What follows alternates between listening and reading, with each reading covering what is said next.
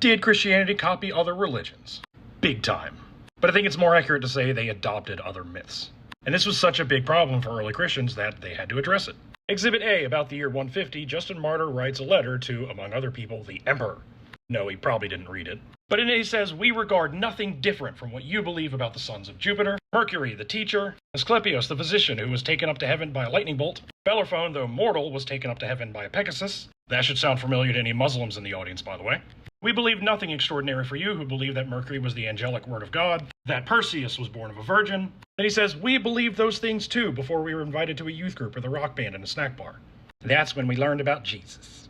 See, Christians had a really hard time converting the Jews, so they targeted the Greeks and the Romans. In order to do that, Christianity had to rebrand itself to look more like an apocalyptic school of moral philosophy.